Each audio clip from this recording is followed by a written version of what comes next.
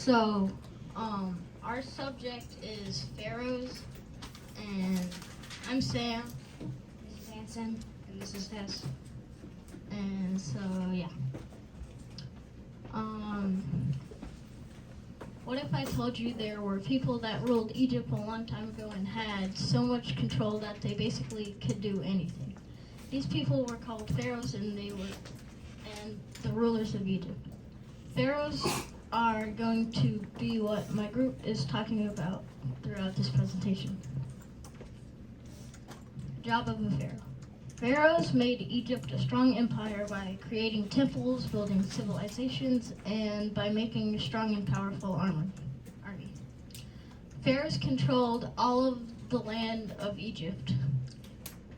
Pharaohs also guided religion, made laws, and made all the political decisions. The pharaohs, I don't know what that word is. Officiated over religious ceremonies and chose the sites of new temples. Pharaohs were looked upon as futuristic gods. That's why they were their final resting place. They would go through mummification process because they were believed to be gods in the afterlife. How they came to power. The ancient pharaohs came to power by using religion. They used religion by changing their name and saying that it meant that they were a son or daughter of a god. Religion was a really big role in society. Throughout the history of religion, it influenced art and statues of gods. It also affected daily life because some people were priests. Ramses II. Ramses II was vastly fascinated with architecture during his 66 years long rule. He mastercrafted and rebuilt many monuments, structures, and temples. Two of his most well-acclaimed works include the gigantic temples of Abu Simbel and Ramses. Ramses was one of the most favorited pharaohs, so after his death, the fall of Egypt happened. The pharaohs had power over pretty much everything, the jobs, the places, and much more. They were at the top of the power pyramid. The higher up, the more power. Of course, the pharaohs were on the very top. The kingdoms all had many pharaohs, but they weren't always in control. They were married. The wife, who was most likely a priest, had influence on her husband's choices. You might be wondering, why were the people priests? The Egyptians were priests because the pharaohs were believed to be a god when they went into the afterlife, like I said before.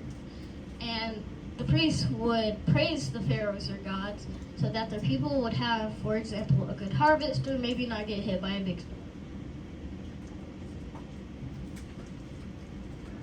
Who invaded ancient Egypt? Many people invaded Egypt. Many people invaded Egypt. The longest ruling time of Egypt were the Hyksos. They were also the first people to invade ancient Egypt, which gave others also the idea. The Hyksos were a group of nomadic people who moved into ancient Egypt from Western Asia shortly after 1800 BCE. The Hyksos were the first empire to ever invade Egypt. They settled in a fertile land of the Nile Delta.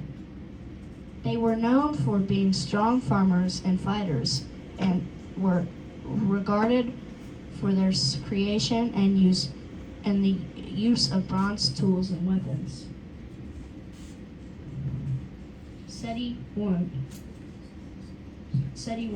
After Ramses II achieved his power as the pharaoh, he appointed his son the co-regent in order to establish a succession. In co-regent is a second ruler or captain, because Seti was now in power of some jobs. He made his major concern Egyptian power in the surrounding area.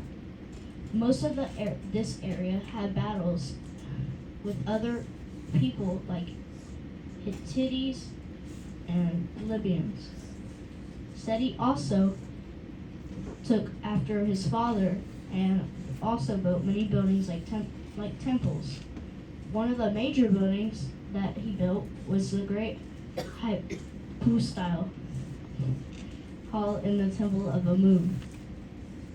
In this hall, he has all of his many military victories and triumphs, so that the Egyptian gods / pharaohs could admire them in the afterlife. Hatshepsut. There were not a lot of women pharaohs, but one pharaoh named Hatshepsut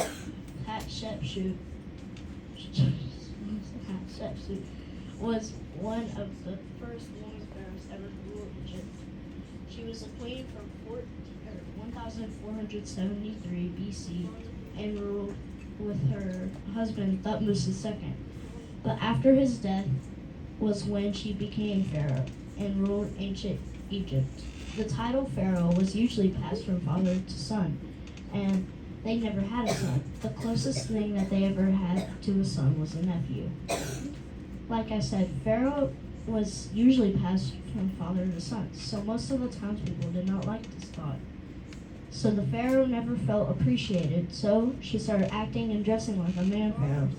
She wore the false beard that a male pharaoh would wear, a false beard. She started building and restoring ancient monuments, which then people started appreciating her. Her tomb in the Valley of Kings had very large carved paintings that showed some of her most famous achievements. Why pharaohs became pharaohs? Pharaohs became pharaohs because they thought that if they had a lot of power in their kingdom, then no people would attack them. They also thought that if they had the most power, they could get whatever they wanted. So they became pharaohs to achieve these goals. Some pharaohs did, and they made their kingdom stronger. Others sometimes didn't.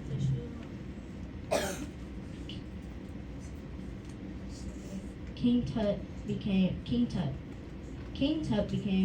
a pharaoh at a very young age. He also died at a very young age and served a term shorter than any other pharaohs. King Tut's tomb was found about 100 years ago. The discovery of his tomb was groundbreaking. It was breaking because they had never found a pharaoh's tomb that had not been unsealed before. Many of the tombs were either robbed or stolen. Because King Tut's tomb was found sealed and intact, it allowed scientists to learn a lot more about pharaohs and Egyptian history. I'm going to pass it off to Anson now. King Tut's tomb was discovered in 1922 by Howard Carter. The objects found in King Tut's tomb revealed a lot about King Tut and Egyptian history and preservation of pharaohs. History and the preservation of pharaohs and the exquisite nature of the burials. The artifacts found in this tomb, especially his golden mask, are among the most famous from ancient Egypt. Without the artifacts found in King Tut's tomb, we would not have the information we have today about Egyptians. King Tut's curse. Egyptian legend says anybody who disturbs an Egyptian legend, especially a pharaoh's, will be cursed. In the case of King Tut, Lord Carnarvon, who financed the excavation, died shortly after King Tut's tomb was opened due to a mosquito bite. The death of 7 others who were involved with the excavation visited the tomb or related to someone who had something to do with King Tut died within 6 years of the tomb being discovered. What do you think of the curse? Do you think it is real, or do you think these people died of natural causes? Cleopatra. Cleopatra was the last pharaoh to rule Egypt from 51 to 30 BC.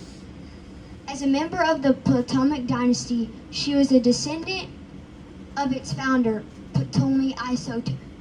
As a Macedonian Greek general and companion of Alexander the Great, during the fall under Octavian's domination, Cleopatra died by suicide on August 10th, 12th, 1030 BC. The pharaoh Khufu began the first pyramid project around 2550 BC. His Great Pyramid is one of the tallest and is a shattering 481 feet tall. It's estimated 2.3 million stone blocks each weigh an average of 2.5 to 15 tons. The pyramid was designed to protect the body of the deceased pharaoh and were there for other religious reasons. The Mexican pyramids are not like the Egyptian pyramids, but was also built for religious reasons. Did you know that every seven ancient wonder of the world is destroyed except the Pyramid of Giza? The longevity and manual labor to undertake building the pyramids cannot be understated.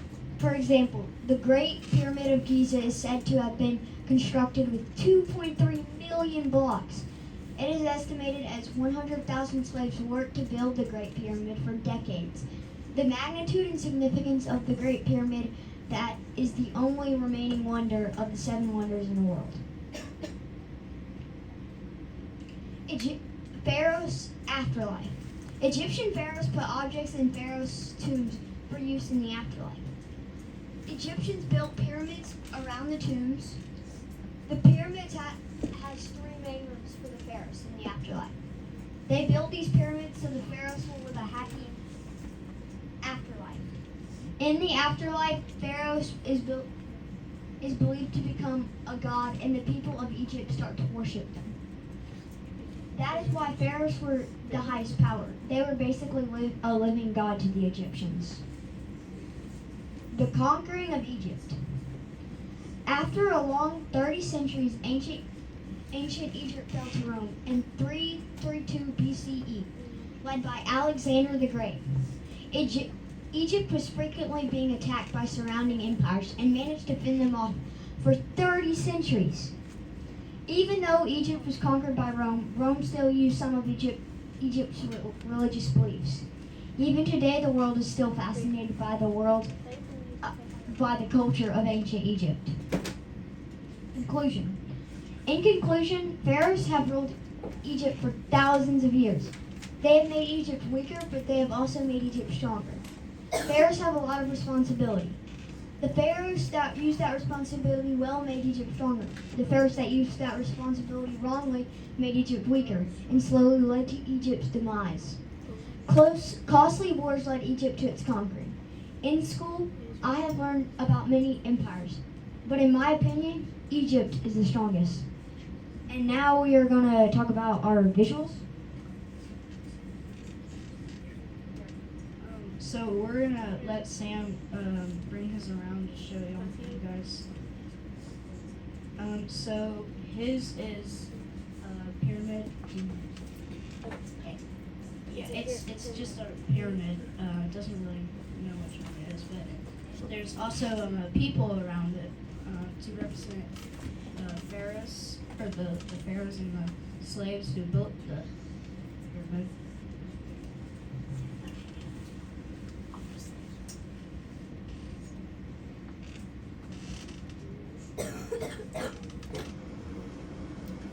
And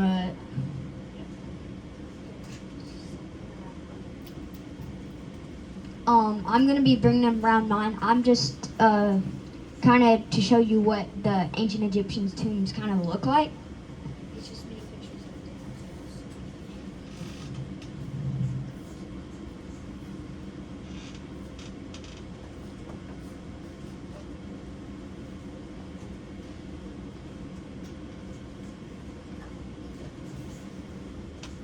and once Sam's done, I'm gonna bring mine around.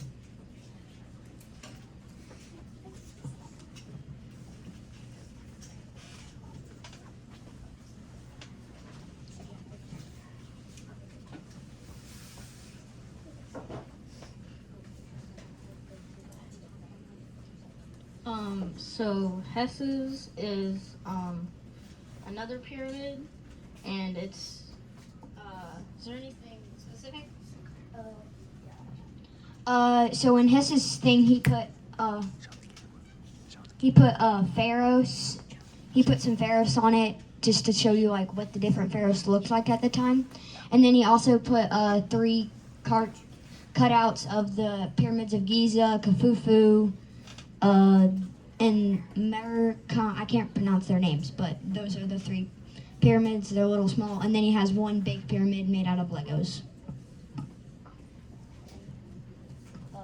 Does anybody have questions? Give him a hand first. While-